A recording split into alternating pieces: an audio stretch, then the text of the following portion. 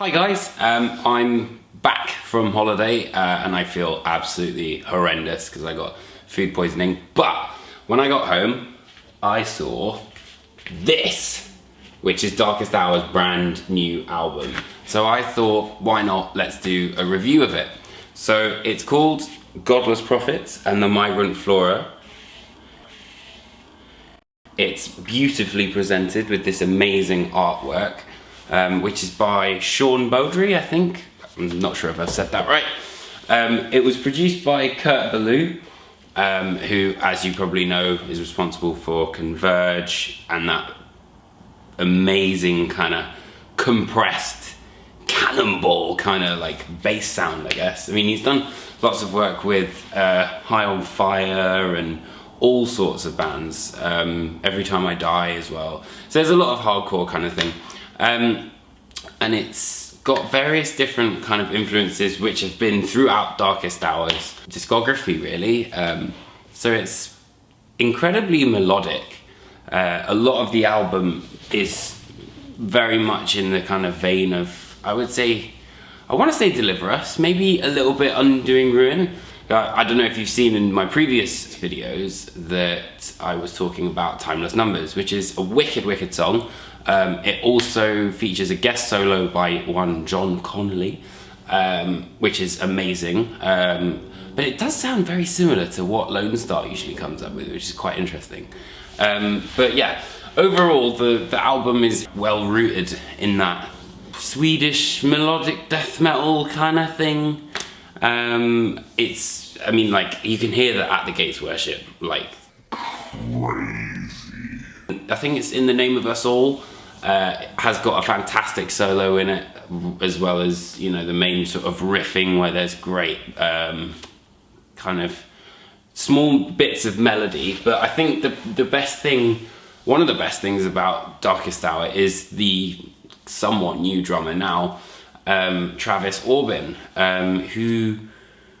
who kind of showed how good he was on their self-titled album, but with this there's so many more dynamics that the band use. You know, like, they might be playing the same riff where it's like, but he'll go from blast beats and make it really ferocious sounding to then having this massive kind of thumping groove where you're like, and John Henry as well. Jesus Christ, man, like, if ever there was a guy who was deserving of an accolade as the best metalcore vocalist out there, because people don't seem to know Darkest Hour enough. You know, like, I speak to so many people, I'm like, oh, Darkest Hour, and they're like, oh no, I haven't really heard of them. And I think that with this album being crowdfunded, I think it could well be Darkest Hour's best album that they've written.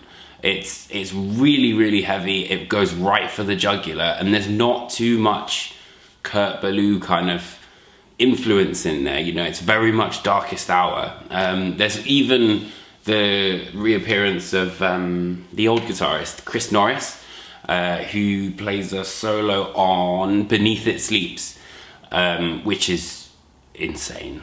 I mean, it's great because it kind of shows you the various different stages of Darkest Hour, and it's a little bit of a throwback for fans and stuff like that, which is really cool. And of course you've got, you know, little instrumentals like Widowed, which is just kind of like a guitar sort of thing. But it's lyrically, the album deals with all the various sort of shit that's going on in the world, basically, how everything's kind of gone from bad to worse, and the Godless Prophets are, I think, politicians, you know, anyone who's of importance, and I think the Migrant Flora is to do with the earth, especially because the end of the first side, Those Who Survived, kind of sounds like it's the beginning of the apocalypse, if that makes sense. And I think it's a lot to do with the fact that we don't actually know what we're doing with our planet and how badly we as humans are actually kind of affecting it. But that aside, it's a fantastic record. It's got so much melody, it's unbelievable. It's really kind of goes for the jugular from the word go. I mean, Knife in the Safe Room is just straight up. I think it starts off with just feedback and then that's it. You're into the album for the next 40 minutes and it's just It's brilliant. There's solos which come in when you need them to. Rhythm comes in. You know, Aaron Deal's bass is just like, it's just wicked, man. I can't recommend it enough, and I do really think it's the best Darkest Hour album they've ever done. And I've loved this band ever since I got into them. Anyway, if you like what I've chatted about in this video, please make sure to like and subscribe, and yeah, I will see you on the flip side.